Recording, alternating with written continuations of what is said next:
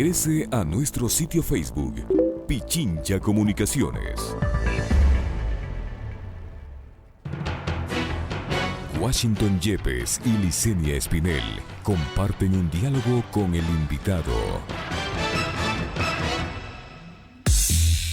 En Punto Noticias hablamos de...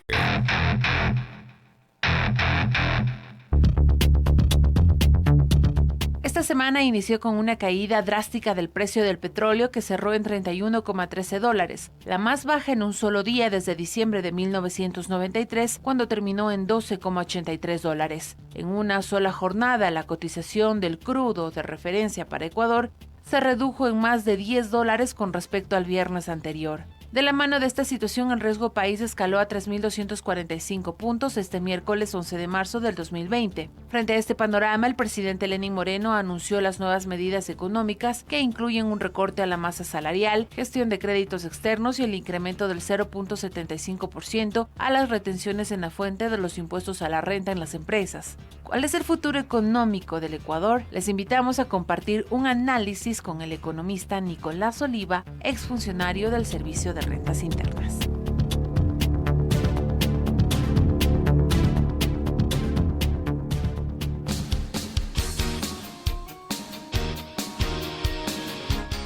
Con 36 minutos. Así las cosas, economista Nicolás Oliva, buenos días, ¿cómo está? Así las cosas, acabamos de escuchar, y usted escuchó al presidente Moreno. Se ha analizado ya las medidas que piensa adoptar, una de ellas ya está en marcha, es decir, estas fusiones de los organismos, de los ministerios, esta eliminación de entidades, estos despidos que como consecuencia de aquello van a suceder, porque cuando el presidente de la República dice que quiere evitar despidos masivos, va a ser todo lo contrario. Fusionan las entidades. ¿Para qué fusionan las entidades? Para despedir empleados públicos. Buenos días, economista. Le dejo a usted como especialista para que analice las medidas económicas. Buenos días, Washington. Yesenia, gracias por la invitación a la radio. Siempre es un gusto en este espacio de otras voces. La verdad es que hay una pluralidad de voces. La verdad, yo diría que siempre se pregunta como resumir las medidas del gobierno del día de antes de ayer. Yo diría que son absolutamente insuficientes, improvisadas y golpeando a los que no tienen voz. Uno cuando diseña políticas tributarias, refiriéndome puntualmente a tema impositivo, uno siempre, el primer principio que tienen todos los temas tributarios los últimos 100 años, diría yo, es el principio de capacidad de pago. Uno debe hacer una pirámide, es decir, va viendo quiénes tienen los que más capacidad de pago tienen y comienzo a pedirles más esfuerzo a ellos. Y a medida que yo voy necesitando más recursos, es verdad que tengo que ir ampliando esa base de contribuyentes, ¿no es cierto? Entonces, el gobierno me parece que hace absolutamente improvisado y con mucha incoherencia sobre lo que él mismo ha hecho. Es decir, hace menos de un año elimina el impuesto ambiental, o hace poco, ¿no? Menos de un año. Y ahora vuelve con un impuesto a los vehículos, al patrimonio. Que puede salir mucho más costoso que el impuesto ambiental en algunos casos. Algunos va casos a va a ser, o sea, no hay nada de progresividad, lo que veo. O sea, si uno tiene $21,000, va a pagar 5%, y el que tiene el carro de $200,000 va a pagar 5%. En términos absolutos, es verdad que es más, el uno contribuye más, pero respecto a la capacidad de ese activo, es menor. Es menor el que tiene el $21,000, ¿no es cierto? Claro. Por un lado. La otra cosa que me llama muchísimo la atención es que el gobierno hace un ejercicio de... Nos dijo que habíamos dado confianza a los mercados. Es el mismo discurso que ha manejado Macri, que ahora maneja el ministro Martínez desde que asumió, que solo por su voz y su presencia y su mera presencia divina en el ministerio va a dar confianza a los mercados, y que la transparencia es su principal virtud, digamos. Y yo veo que se desploma todo ese discurso, porque en 7 días el riesgo país ha subido 100%. Claro. Y ayer cerró en 3.245. 3.200, si uno ve el del 3 de marzo estaba en casi 1.500 puntos. Claro, entonces, 100%. ¿Cuál es la confianza que dicen? Lo único que yo veo es que hay una ingobernanza dentro del gobierno.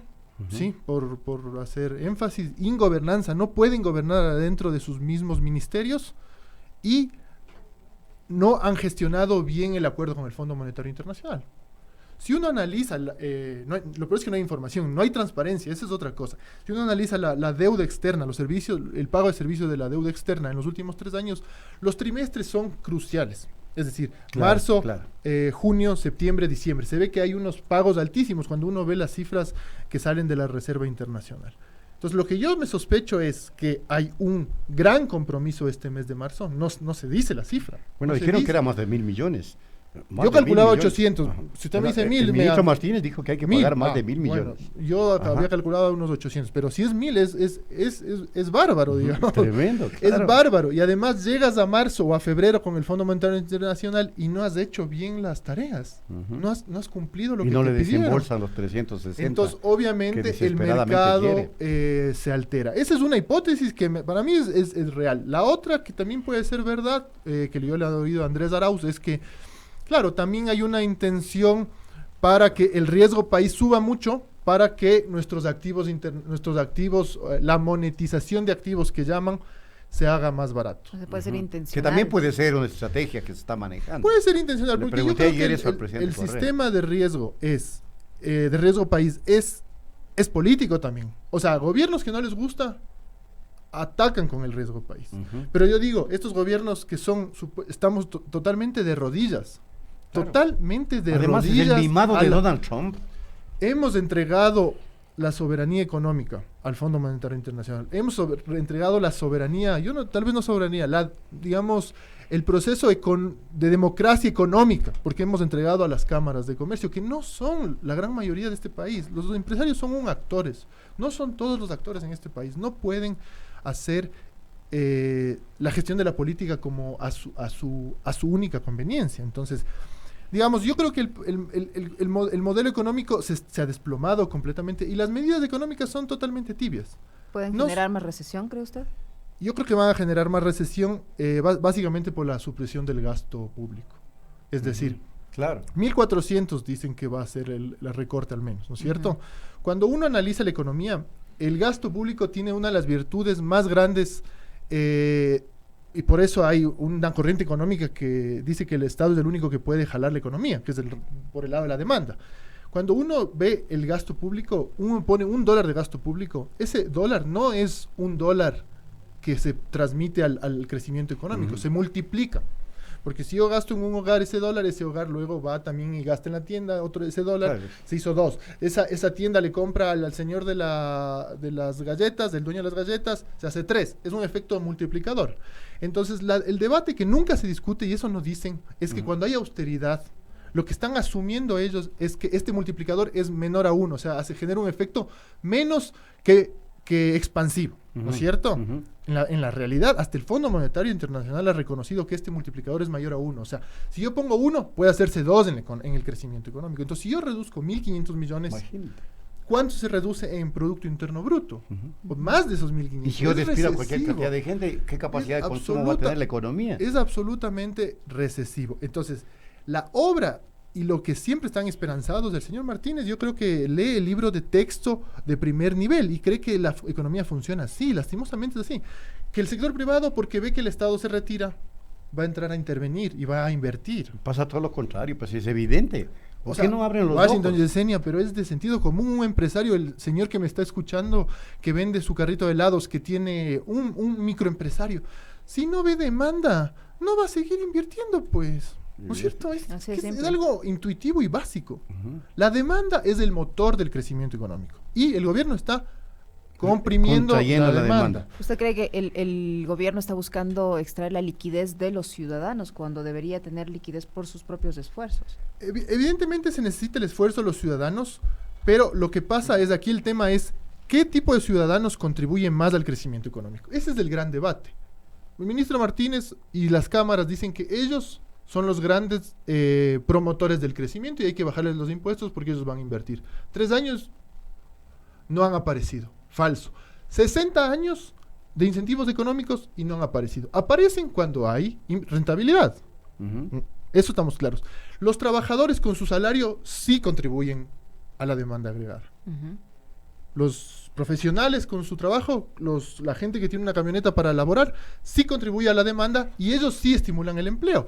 Entonces, hay evidencias. Podemos hacer una discusión más grande de esto, pero o sea, el modelo es equivocado. El modelo se han equivocado. Es lo mismo que hizo Macri, lo mismo, y el fracaso fue rotundo. Acá hemos hecho 3 años lo mismo y el fracaso. Nicolás, permítame insistir en esto. Si es que al trabajador ecuatoriano le van a recortar el 4% a los que ganan 801 para arriba y el 8% a los que ganan desde 1000 y pico para arriba, es evidente que ese sector de trabajadores va a tener menos capacidad de compra.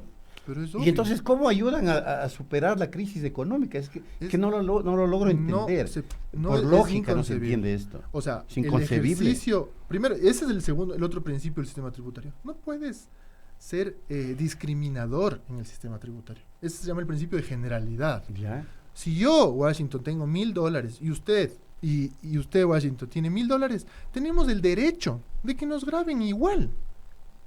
El gobierno está rompiendo el principio de generalidad para no decir que está bajando los salarios, porque eso se les complica mediáticamente y se les complica legalmente. Claro, es lo que está haciendo. En la práctica estás bajando los salarios. Es una bajada de salarios ficticios, llevándole por el otro lado, ¿no es cierto? Pero rompes el principio de generalidad. Quieren volver al sistema tributario de los 40, cuando se grababa a las rentas de aquí por este caso, a los profesores de esto, al 7, al 6, al 5, y era una discrecionalidad bárbara. Por eso los sistemas ya, vamos, 100 años, el impuesto a la renta desde el 20 en los Estados Unidos es renta base, o sea, es amplia, es una sola renta y sobre eso se tributa. Aquí estamos distinguiendo por la categoría, encima la discriminación, o sea, el funcionario público contribuye menos según ellos que cualquier funcionario privado. O sea, es una concepción además caduca, perdónenme la palabra, pero cavernícola. Bueno, anacrónica, pero anacrónica absoluta. Absolutamente. Y solo fortalece la discriminación. Igual que atacaron a las mujeres el presidente con sus discursos. O sea, refuerza, y a los venezolanos, refuerza la discriminación social sobre el funcionario público, sobre el extranjero, sobre la mujer, como que se está quejando por lo que no debe quejarse. Entonces, o sea, es increíble. Ahora vemos, digamos, entonces, si es así, están grabando a los funcionarios públicos y están grabando a los vehículos. A los vehículos. Eso de la retención es una farsa. El incremento del 0,75% de las retenciones a la fuente de impuestos a empresas del sector bancario, petrolero, telecomunicaciones. A ver, primero, las retenciones es solo un pago adelantado. Claro. Pero eliminaron el pago adelantado del impuesto a la renta. Ya eliminaron el anticipo, que era lo mismo. El anticipo, ahora claro. Les ponen este porcentaje. Y entonces, al final no es que es un impuesto más. Al final se descuentan del impuesto que pagan en abril las empresas. O sea, si yo en el abril hice $5,000, yo me resto todas las retenciones que me hicieron. Primero. Es decir, o sea, no es una contribución adicional. Es un impuesto. Al menos no están contribuyendo absolutamente nada en la práctica. O hay una mala comunicación, también puede ser, pero si uno habla de retenciones en este país, las retenciones funcionan así. Así dice, cuando incremento en 0,75% a las retenciones a la fuente de impuestos de empresas del sector bancario, petrolero y telecomunicaciones. O que aclare el gobierno que va a ser un impuesto, una retención sin devolución, sin retorno, sin devengación en su impuesto. Así. De acuerdo a lo que está ahí, la ley no es así. Entonces no pagarían nada. No pagarían nada. Y segundo, cuando uno ve el sistema de retenciones, que cómo funciona en el SRI, las retenciones entre grandes económicos, los grupos especiales, los contribuyentes especiales, no se retienen para ellos. Entonces esto va, o sea, si yo soy un gran contribuyente no me va a aplicar. Me va a aplicar es una nueva forma de retener. Claro. Entonces hay ambigüedades, o sea, yo no entiendo sinceramente cómo va a ser aplicado en la práctica. Sería bueno que el SRI o Yo entiendo que los funcionarios del SRI lo tienen clarísimo, o sea, yo no dudo de la capacidad de los funcionarios, pero aquí una mala comunicación, me parece. Entonces, ahora, este año, marzo, determinó que es un año de menor recaudación tributaria. Cayeron las recaudaciones. Caen las recaudaciones. Eso está contribuyendo a que la economía, pues, en efecto, se esté quedando sin liquidez. El gobierno lo que está en apuros es porque no tiene para pagar sueldos. Ese es de la evidencia del efecto multiplicador que hablábamos. De las exenciones tributarias a un montón de empresas que no pagan exenciones tributarias, impuestos. Y cuando el Estado se retira, se comprime tanto la recaudación que al final, cuando quisiste cerrar el déficit, no lo terminas cerrando. Es lo que pasó en Grecia, España. Y es un efecto ejemplos, cíclico. Dale la es decir, trigo, el déficit Eso es la disyuntiva, la paradoja del déficit. Cuando cortas déficit, no es que tal vez lo cierras. Si quieres cortar déficit, tal vez la amplía. Es un objetivo móvil que se llama. O sea, yo voy buscándole al déficit y el déficit se me va alejando porque sigo comprimiendo la economía. Eso se llama un objetivo móvil. O sea, no vamos a alcanzarle. Pero quiere decir entonces que el ministro de Finanzas en la práctica no da pie con bola.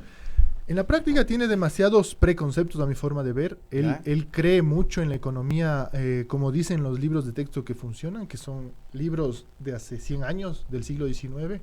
Sí, primero, esa es la realidad. Los pensums de economía de este país son pensums que no es solo aquí, es en todo el mundo, pero siguen bajo el principio de que los impuestos ayudan y van a generar recaudación. La famosa curva de Laffer que hizo Donald Trump, que ha hecho Ronald Reagan, que han hecho en miles de partes. Es decir, bajo impuestos y se paga sola, dice. ¿Por qué? Bajo impuesto se genera tanta actividad la bajada de impuestos que la actividad sube y la recaudación crece. Esa falacia tan grande es tan poderosa en el ámbito político y tan conveniente para un grupo conservador de la sociedad que se propaga comunicacionalmente como dinamita, digamos. Y que son las élites las que se favorecen definitivamente. Y en este ejercicio, si usted se pone en cuenta, no está pagando los importadores. Que si tengo tiempo, me quisiera yo... Para mí el problema más serio es lo que no se dice en este plan. Tenemos 5 minutos, ahí dele. Los importadores, los exportadores y todos los grandes grupos económicos. La banca. Pero, o sea, el ministro de Economía piensa que la economía es solo un ejercicio fiscal. O sea, solo el problema es fiscal. Tenemos un problema grave y serio del sector externo. Las economías explotan. En América Latina, no precisamente por el sector fiscal. Y siempre nos intentan también el ataque al Estado. Explotan por el sector externo. ¿Por qué cree que la economía argentina explotó? Hoy explotó en el 2001, en los 80 México. Explotan por el sector externo porque tienen es decir... ¿Cómo se produce ese proceso? Porque para que la audiencia tenga clara, ¿cómo se produce ese fenómeno? El fenómeno del sector externo es que la economía entra en una recesión porque sus necesidades de divisas, de moneda que no maneja, que no produce, su Banco Central no emite, son excesivamente altas en un punto del tiempo. ¿Por qué? Porque casi siempre hay más importaciones que exportaciones y lo que no se dice que el efecto... Tener importaciones más que exportaciones, lo que estamos contrayendo es una deuda con el exterior. ¿Por qué una deuda? Porque si yo importo más de lo que exporto, yo necesito más divisas de la que me entraron. Entonces tengo que endeudarme para poder compensar. O sea, el déficit comercial siempre se compensa. Lo que pasa es que hay una pérdida de las reservas. El activo se deteriora hasta que un rato explota. Entonces, en América Latina esos problemas son permanentes y el momento que se necesita exigencias para pagar divisa, para pagar deuda externa, te sigues endeudando en deuda externa. Entonces, lo que el ministro Martínez nos ha dicho entre líneas es, necesito 2.000 millones de deuda para pagar la deuda. 2.400. El fondo está pasando de un bolsillo para poner en el otro de él mismo y de los acreedores. O sea, es vergonzoso. Díganle al país que es lo mismo de los 80, que hacían... Eso fue los 80 en el Ecuador y los 90. Pagar deuda para recomprar deuda. Y hasta que llegas a un punto que te declaras en default. Y estamos al punto de eso, ¿no? Por eso los mercados también explotan, digamos, hacia arriba. O sea, el riesgo país explota. Entonces, eso es lo más grave. El presidente dio unas declaraciones sobre las reservas internacionales totalmente sin desconocimiento, altísimo del desconocimiento. Es vergonzoso. Porque en el sentido de que dijo que el gobierno anterior se comió todas las reservas, pero que durante estos 3 años ya ha recuperado las reservas, entonces si se comieron y hay reservas, o sea, ¿cómo? Primero, desde la dolarización no hay ese nivel de reservas, no ha habido y no puede haber así, primero. Y segundo, la economía colombiana, en comparación Colombia y Perú, son economías del triple de grande, no tiene ningún sentido. Tercero, otra falsa, que él ha precautelado las reservas. Les voy a dar una cifra. En el año 2019-2018, las reservas la deuda externa contratada en el 2019, fue de casi 8.000 millones de dólares. 8.000 millones de dólares. Entró a las reservas, le alimentó a la reserva. No sé si la contratación total, pero yo estoy hablando desde la óptica de reservas. Por deuda externa entraron 8.000 millones. ¿Sabe cuánto aumentó la reserva entre el 2018 y el 2019? 700 millones al final de cuentas. Al inicio del periodo y al final del periodo. 1 de enero vimos las reservas, al 31 de diciembre vimos las reservas, solo había aumentado 700 millones. ¿Qué quiere decir eso? Si me dieron 8.000 y solo me quedan 720. 7.200 ya se fueron.